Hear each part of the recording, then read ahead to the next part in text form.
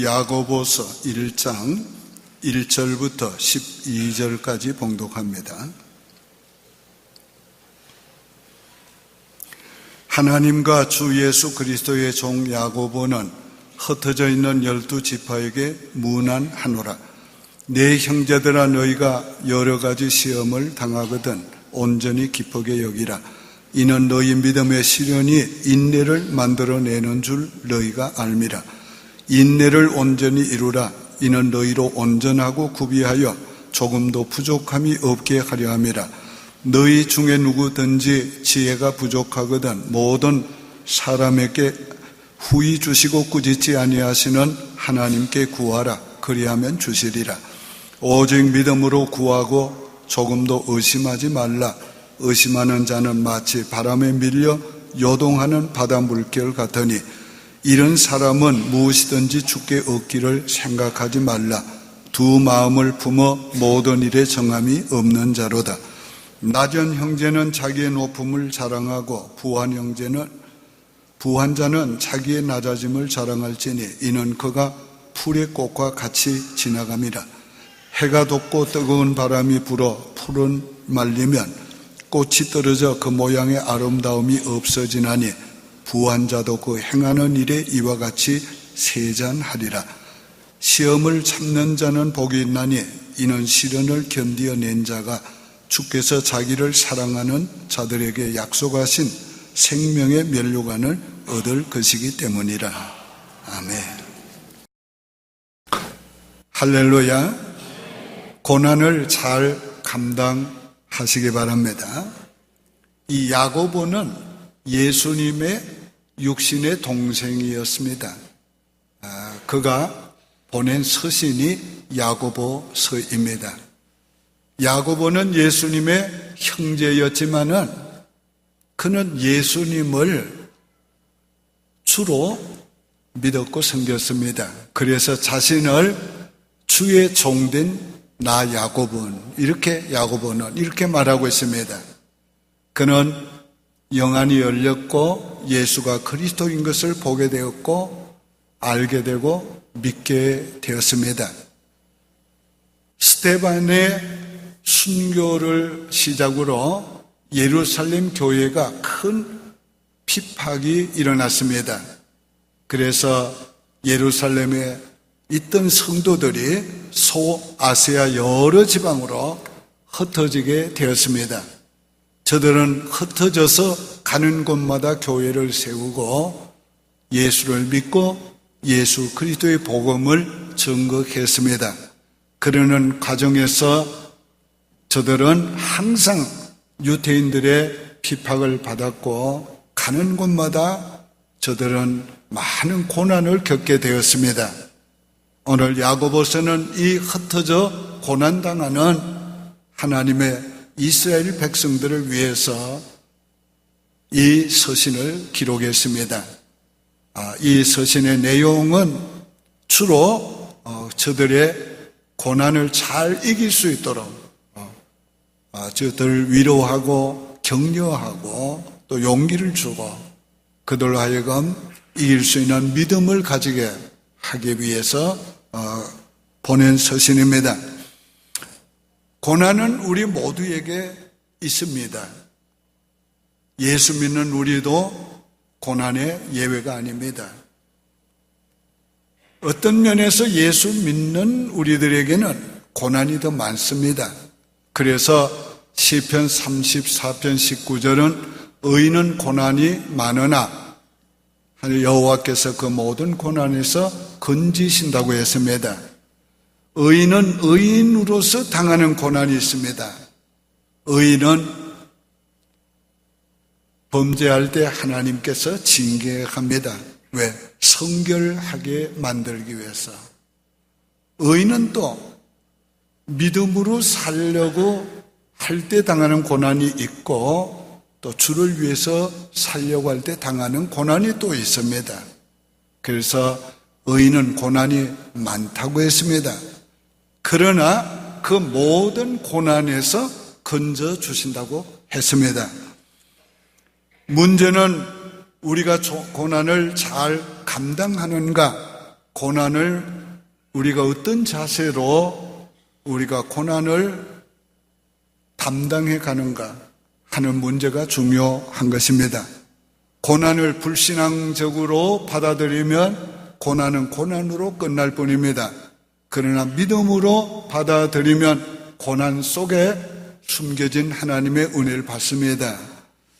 부정적으로 받아들이면 고난에는 우리에게 아픔만 줄 뿐입니다. 그러나 긍정적인 믿음으로 받아들이면 고난 속에 하나님의 축복을 받는 기회가 주어지는 겁니다.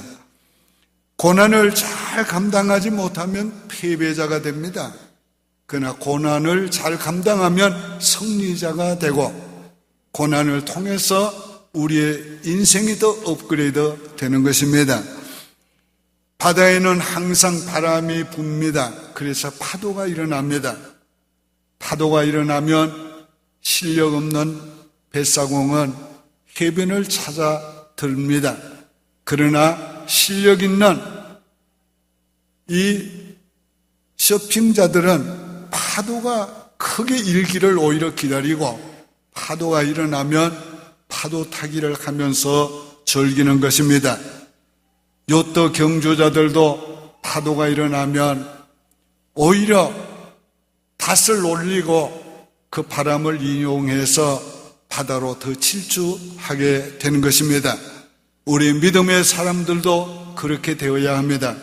고난이 오면 오히려 고난을 통해서 우리의 믿음이 빛나야 합니다. 우리 믿음의 역사가 일어나야 합니다. 우리가 예수 믿는 표적이 일어나야 합니다. 그러기 위해서 우리가 어떻게 고난을 감당하는가 매우 중요한 것입니다. 하나님이 사랑하는 자녀들에게 주시는 고난은 다 이유가 있습니다. 첫째는 사랑하는 아들과 같이 우리를 대우하십니다. 그래서 사랑하는 아들마다 징계하신다고 그랬습니다. 징계하는 목적은 거룩하게 하고 의의 열매를 맺게 만들기 위한 것이라고 했습니다. 그래서 고난은 다 유익이 되는 것입니다. 또 하나님이 시련으로 주시는 고난이 있습니다.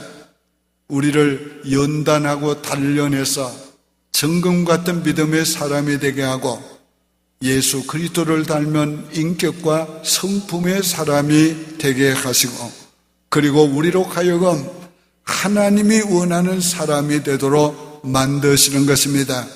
욥은 고난을 겪으면서 내가 정금같이 되어 나오리라고 그랬습니다.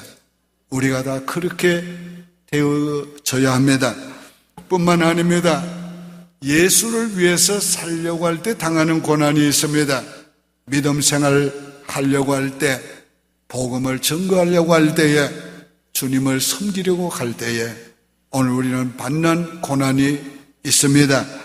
그 어떤 고난이든지 이 고난은 다 하나님의 섭리와 그 섭리의 손길이 있습니다.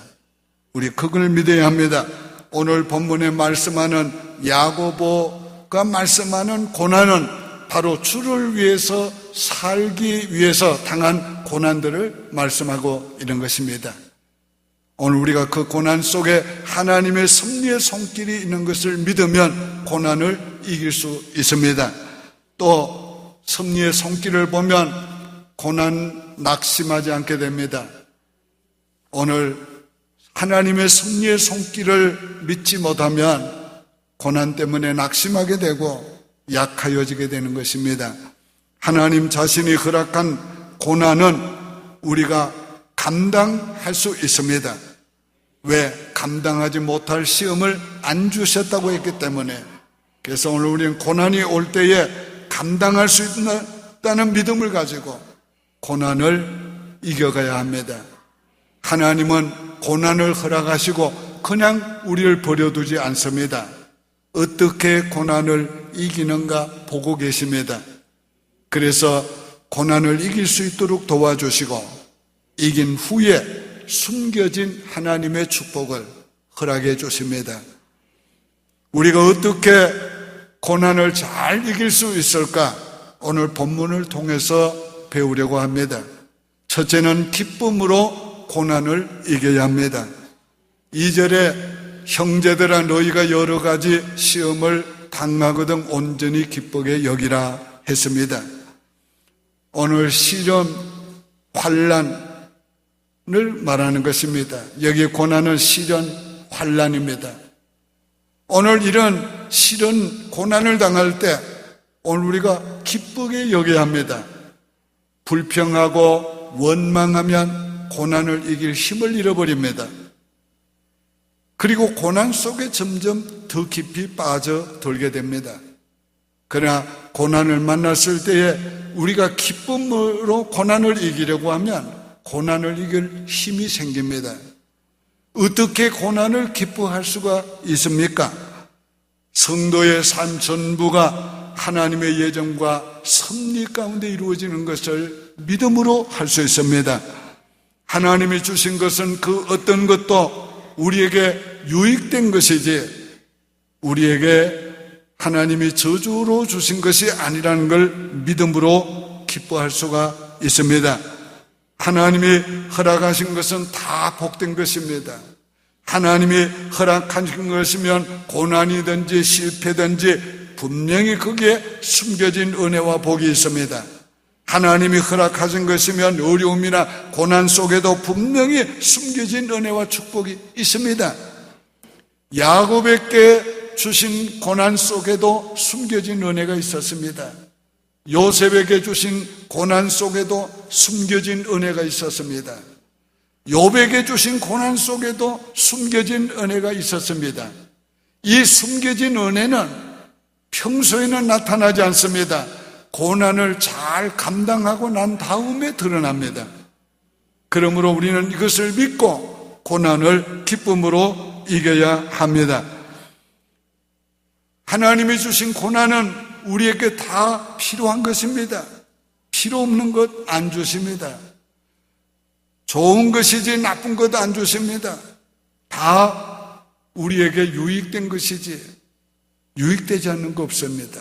그러므로 우리가 이 믿음으로 고난을 기쁘게 감당해야 합니다. 기뻐하되 온전히 기뻐하라고 그랬습니다. 아니 내가 좀 기뻐해야지 그 정도 가지고 안 됩니다.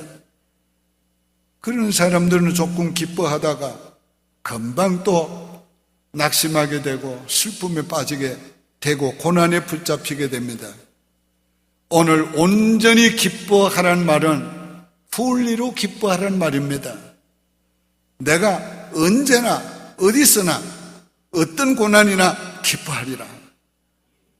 그래서 각오하고 어떤 경우든지 기뻐하려고 해야 됩니다. 감사하려고 해야 합니다. 시간적으로 오늘 이것은 또 온전히 기뻐하라는 말씀은 시간적으로도 우리에게 주신 말씀입니다. 한 번이 아니라 고난이 끝날 때까지 우리 기쁨으로 감내해 가야 합니다. 어느 한 여성이 태어날 때부터 발가락도 하나, 손가락도 하나였습니다. 그러나 그는 분명히 하나님이 자기를 이렇게 만드신 데는 이유가 있다는 걸 믿었습니다. 그리고 하나님이 틀림없이 이 문제를 통해서 자기 인생에 주시는 은혜와 축복이 있다는 걸 믿었습니다. 그런데 어느 날 약혼자가 자기 집에 왔습니다. 그래서 좀 약혼자 앞에서 잘 보이려고 하다가 접시를 떨어뜨렸습니다.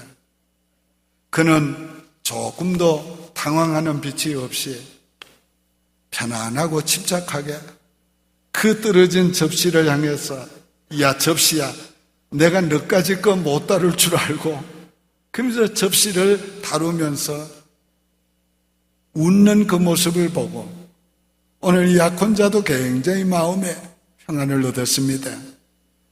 저들이 결혼해서 애를 낳습니다. 그런데 공교롭게도 두 자녀를 낳았는데 그 자녀도 발가락 하나, 손가락 하나였습니다. 근데 어릴 때부터 이 어머니가 아이들에게 교육할 때에 하나님이 너희를 이렇게 만드신 데는 분명히 이유가 있다. 선한 하나님의 뜻이 있다.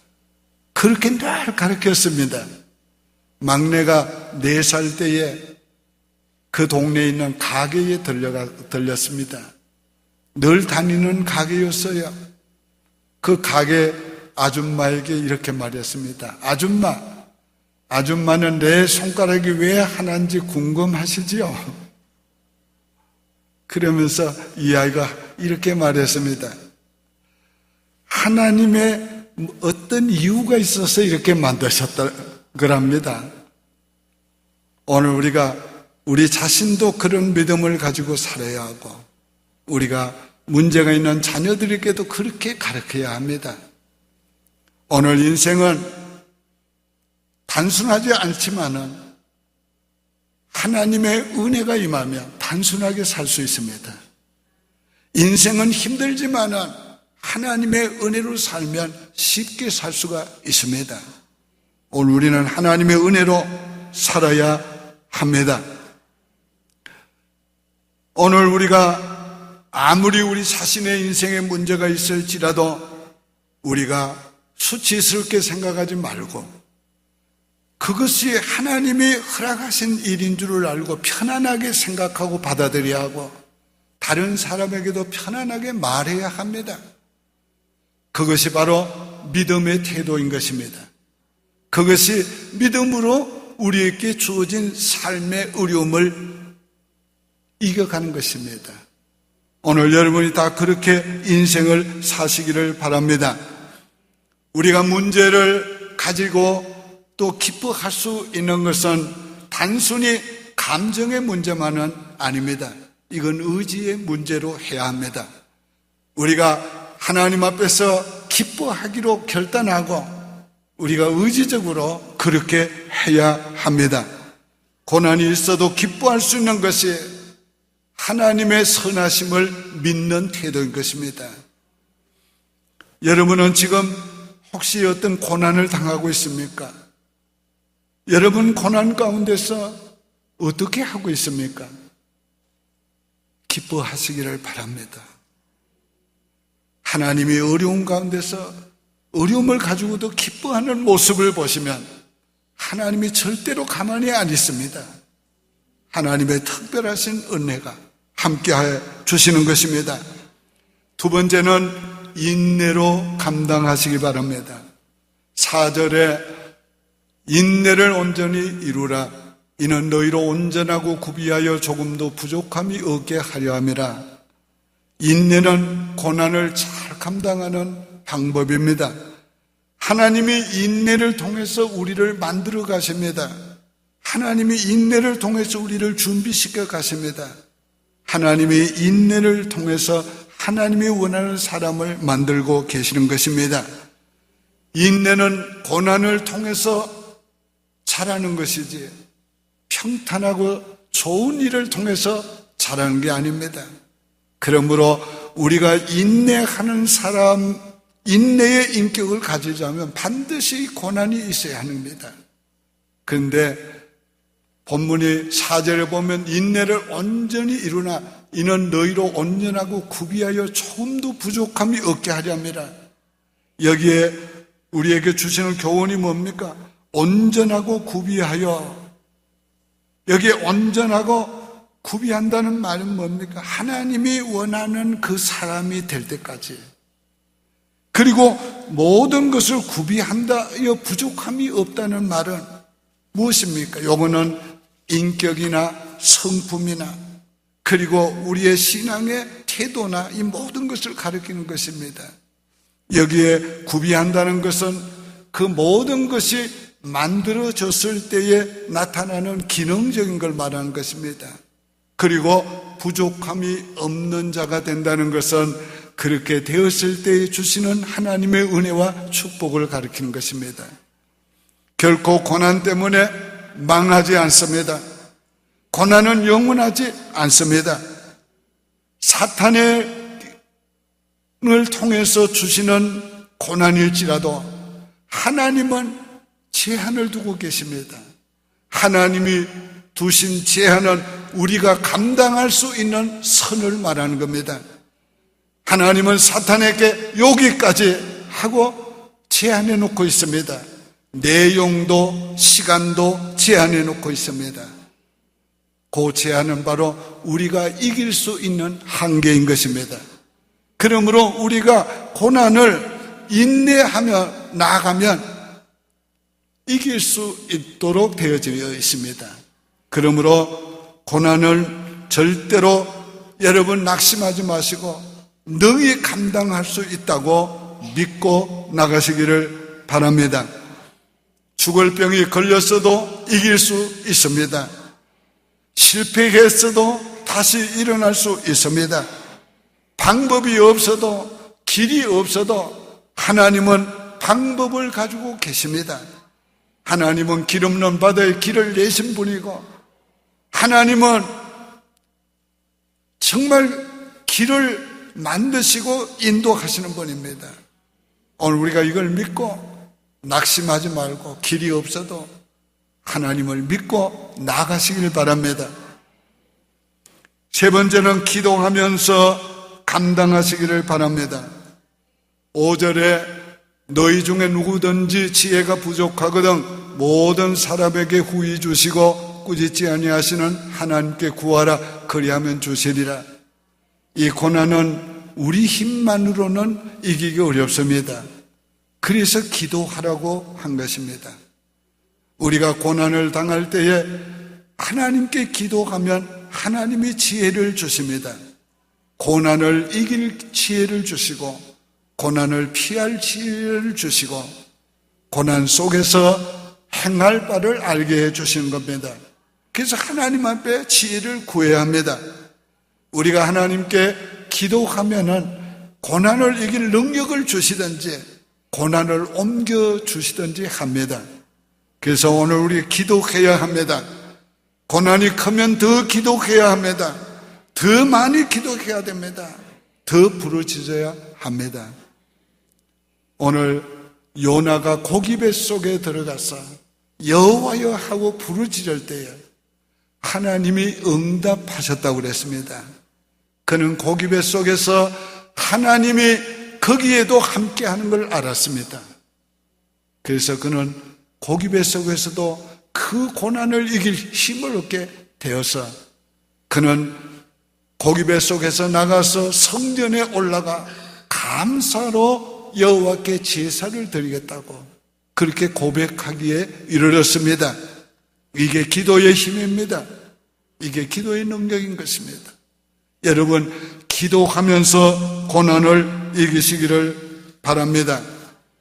우리가 기도한 후에는 이미 받은 줄로 믿고 의심하지 말아야 합니다. 의심이 계속 들어올지라도 의심을 물리치고 확고한 믿음을 갖도록 담대한 믿음을 갖도록 믿음의 사람으로 굳게 서도록 하시기를 바랍니다.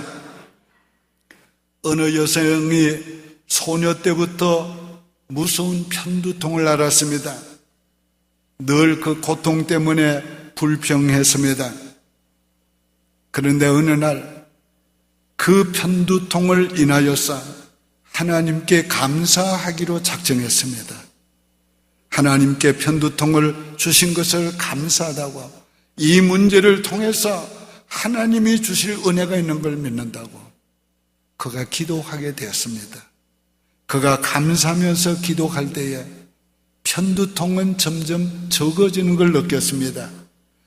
편두통에 관심을 가지고 집중할 때는 더 고통스러웠고 자기 인생이 망가지는 것을 느꼈습니다.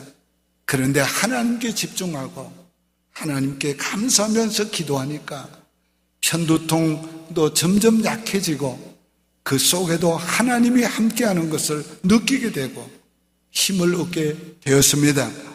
오늘 우리의 고난 거기에 집중하지 말고 고난을 조종하시고 다스리시는 하나님께 집중하시고 하나님께 기도하시기를 바랍니다. 마지막 네 번째로 상급을 바라보며 감당하시기를 바랍니다. 12절에 시험을 참는 자는 복이 있나니 이는 시련을 견디어낸 자가 주께서 자기를 사랑하는 자들에게 약속하신 생명의 면류관을 얻을 것이기 때문이라. 시험은 언제나 상급이 있습니다. 오늘 시험을 당할 때 하나님이 우리와 함께하는 걸 깨닫게 해줍니다. 하나님께서 그 시험을 감당할 수 있도록 위로해 주시고 격려해 주시고 힘을 주시는 것을 경험하게 됩니다. 시험을 당할 때에 하나님과 가까워지면서 하나님 사랑을 경험하게 됩니다. 이런 것들이 다 상급이지만은 진짜 상급은 영원한 하나님의 나라에 갔을 때에 생명의 면류관을 주신다고 했습니다. 오늘날 이 세상에서 운동선수들은 이 세상에서 우승의 영광을 얻으려고 인생을 바칩니다. 그런데 그 모든 우승이 시간이 지나면 다 필요 없어집니다. 다 지나가 버리는 겁니다. 그게 바로 이 세상에서 우리가 추구하고 있는 바로 성공이라는 거고 우리가 추구하는 어떤 이룬 것들입니다. 그런데 진짜 우리 크리스찬들이 추구해야 될 건 뭡니까? 이 땅에서가 아니고 영원한 하나님의 나라에서 얻는 것입니다. 주님과 영원히 사는 것이고 주님의 영광에 참여하는 것이고 영광스러운 면류관 받은 존재로 영원히 사는 것입니다. 이보다 더 귀한 축복이 어디 있겠어요? 그래서 바울은 고백하기를 현재 받는 고난과 장차 받을 영광을 좋게 비교할 수 없다고 그랬습니다. 오늘 이런 영광을 바라보면서 이런 면류관을 바라보면서 여러분들이 오늘을 이겨가시기를 바랍니다. 이런 것보다 더 많은 것을 얻게 될 것이고 슬픔보다 더 큰 기쁨을 누리게 될 것이고 아픔보다 더 큰 치유를 받게 될 것이고 가난보다 더 큰 부유를 얻게 될 것이고 영원한 상급을 얻게 될 것입니다. 고난을 지금 당하고 있습니까? 오늘 말씀을 여러분이 믿으시길 바랍니다. 이 말씀을 믿으신 분은 제가 선포할 때에 아멘으로 하답하시길 바랍니다. 고난을 기쁨으로 감당하세요. 고난을 인내로 감당하세요. 고난을 기도하면서 감당하세요. 상급을 바라보며 감당하세요. 예. 어떤 고난도 감당할 수 있습니다. 기도드리겠습니다. 좋으신 하나님 아버지 감사합니다. 하나님이 우리에게 주신 그 어떤 고난도 우리가 감당할 수 있는 것을 믿습니다. 기쁨으로 감당하기 원합니다. 기도하면서 감당하기 원합니다. 인내하면서 감당하기 원합니다. 하나님의 숨겨진 축복을 바라보면서 영원한 면류관을 바라보면서 이기기를 원합니다. 주여 고난당한 우리 성도들 잘 감당하게 도와 주시옵소서. 그 고난 때문에 숨겨진 은혜와 복을 받게 하시고 그 고난 때문에 영원한 상급을 받게 하시고 그 고난 때문에 하나님이 원하는 놀라운 인격과 성품과 믿음의 사람이 되어 갈 수 있도록 도와 주옵소서. 예수님의 이름으로 축복하며 기도하옵나이다. 아멘.